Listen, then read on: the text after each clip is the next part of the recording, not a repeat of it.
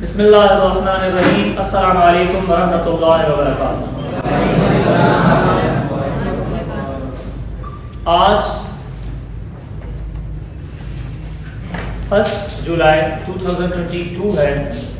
Criminology first year کی class پھر سے ایک مرتبہ جہاد کے عنوان پر لیکچر رکھوایا گیا ہے اور انشاءاللہ کوشش کی جائے گی کہ دوران ہی وقت اس کو مکمل کیا جائے اور اس کے بعد جو سوالات آپ کے چند ہیں ان کے جوابات بھی دیے جائیں. اور آپ نے یہ جو چارٹ وغیرہ بنائے ہیں یہ مجھے نظر آ رہے ہیں, کافی خوبصورت کام کیا ہے جنہوں نے, قابل ستائش ہے. دیکھیں قرآن کریم میں جہاد کا ذکر جا بجا ہے. اللہ کا قرآن کہتا ہے اعدوا لهم ما استطعتم من قوة من رباط الخیل, کہ اپنی طاقت کو جو ہے نا, اپنی طاقت کو جمع کرو اور وہ پلے ہوئے جو گھوڑے ہیں وہ بھی, ٹھیک ہے نا, ان کے ساتھ آپ اللہ کے دشمنوں پر روک ڈالیں اور اپنے دشمنوں پر, اور وہ جو دل کو تم نہیں جانتے. ابھی فی بدیہی اگر کوئی بندہ جہاد کی بات کرتا ہے نا, آپ سلیبس کو لے لیں, بی اے کا سلیبس کالج سائنس کا آپ لے لیں, ماسٹرز کا لے لیں, انٹر لیول کا لے لیں, میٹرک لیول کا لے لیں, برائے نام اس میں جہاد کر دیں. لوگ خوب کھائے. اگر آپ جہاد کی ذکر بات کرتے تو لوگ سمجھتے ہیں یہ دہشت گرد ہے. حالانکہ قرآن عین قرآن نص ہے قرآن کا کہ اللہ اس کے رسول صلی اللہ علیہ وسلم نے جہاد کی بات کی ہے, اور جہاد کو رسول اللہ صلی اللہ علیہ وسلم نے فرمایا کہ کوئی بندہ زندگی بھر اس کے دل میں تمنا نہ آئے جہاد کی اور اسی حالت میں یہ مر گیا کہ کبھی خیال بھی نہ آیا کہ میں جہاد کروں, تو نفاق پہ مر گیا. اور اللہ کے نبی نے فرمایا کہ جو جنت ہے, جنت یہ تلواروں کے سائے تلے, تلواروں کے سائے تلے. دنیا کی تاریخ آپ اٹھا کے دیکھ لیں, آج تک کوئی قوم جس نے اپنے دین کی بالادستی کو قائم کیا ہے تو فقط گفتار سے کمی نہیں کی, درس و تدریس سے نہیں, وعظ و نصیحت سے نہیں, باتوں سے نہیں, اس کے لیے قربانیاں دینی پڑی. آپ ایران کا یہ مثال لے لیں کہ انہوں نے 20,000 جانوں کا نذرانہ دیا, تب جا کے انقلاب آیا. صحیح یا غلط یہ بات کا مسئلہ ہے, انقلاب آیا. تو اگر آپ چاہتے ہیں کہ اللہ کی حاکمیت اور قرآن کا نظام رہے اور کتاب دستوری کتاب رہے قرآن کریم, تو آپ ہمیں چاہیے کہ ہم جہاد کی طرف آئیں.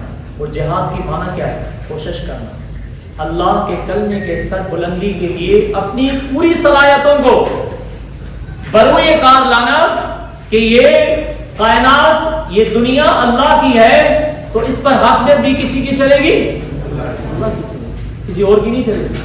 اور آپ تو ڈرتے ہیں, رسول اللہ صلی اللہ علیہ وسلم نے فرمایا کہ آخری وقت آئے گا اور لوگ آپ پر ایسے ٹوٹ پڑیں گے جیسے بھوکے دسترخوان پر. کسی صحابی نے پوچھا یا رسول اللہ صلی اللہ علیہ وسلم, کیا ہم اس ٹائم پر کوانٹٹی میں جو ہے کم ہوں گے, قلت میں ہوں گے, تعداد ہماری کم ہوگی؟ آپ نے کہا نہیں, بلکہ تعداد تو تمہاری زیادہ ہوگی, یعنی آپ برائے نام مسلمان ہوں گے, برائے نام مسلمان ہوں گے. تو صحابہ نے عرض کیا یا رسول اللہ کیا ہے؟ آپ نے فرمایا الوہن. تو کس نے پوچھا یا رسول اللہ من ہوا الوہن, یا رسول اللہ وہ وہن کیا ہے؟ تو آپ نے فرمایا کہ دنیا کی محبت, کراہیت الموت, موت کو ناپسند سمجھنا. آج اگر ایک مومن کو موت پسند ہو نا کہ آج نہیں تو کل, کل نہیں تو پرسوں, پرسوں نہیں تو ترسوں, بستر پر یا میدان جنگ میں کہیں بھی مجھے موت آنی ہے, تو بس ختم ہو.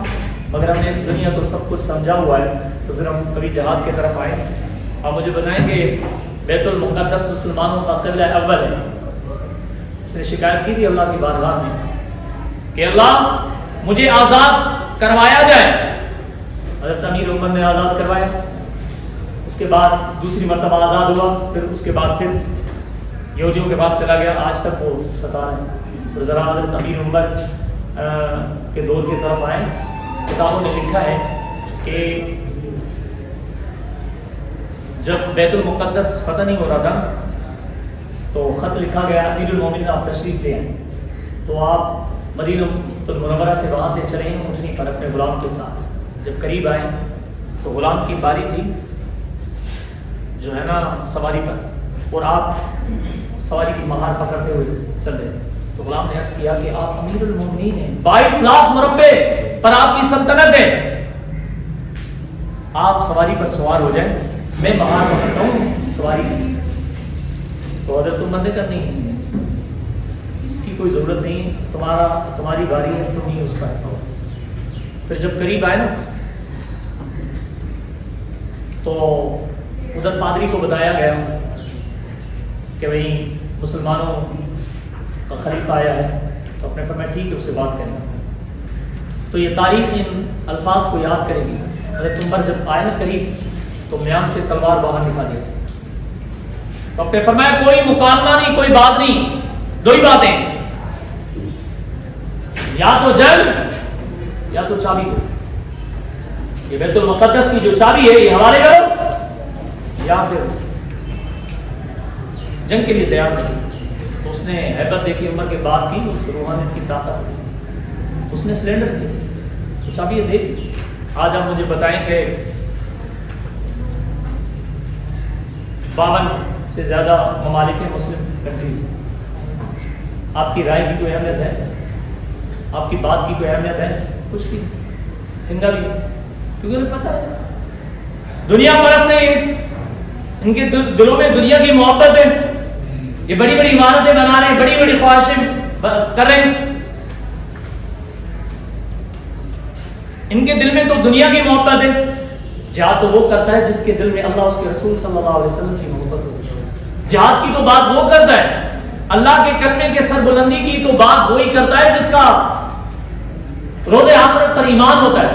جس کا ایمان نہیں ہوتا نا, وہ اپنی چھوٹی چھوٹی وہ جو مسجدیں انہوں نے بنائی ہوئی ہیں نا, جس کے لیے اقبال نے کہا تھا کہ نکل کر خانقاہوں سے ادا کر رسم شبیری, کہ فقر و خانقاہی ہے اندوہ دلگیری. یہ جو چھوٹی چھوٹی 1.5 انچ کی مسجدیں تم نے خانقاہیں بنائی ہیں, ان سے باہر نکل کے میدان پر آ. اللہ کا دین زیر دست ہے اور تم بات کر رہے ہو مسلمان ہونے کی. جب تک اللہ کا دین تخت پر نہیں آئے تب تک اسلام کی تم بات نہیں کر سکتے, تب تک تم اپنے آزاد ہونے کی بات نہیں کر سکتے. تو اگر تم چاہتے ہو کہ اللہ کی حاکمیت رہے, قرآن کی بالادستی رہے, قرآن دستوری کتاب رہے, اس کے لیے تمہیں کردار ادا کرنا ہوگا, جہاد کرنا پڑے گا.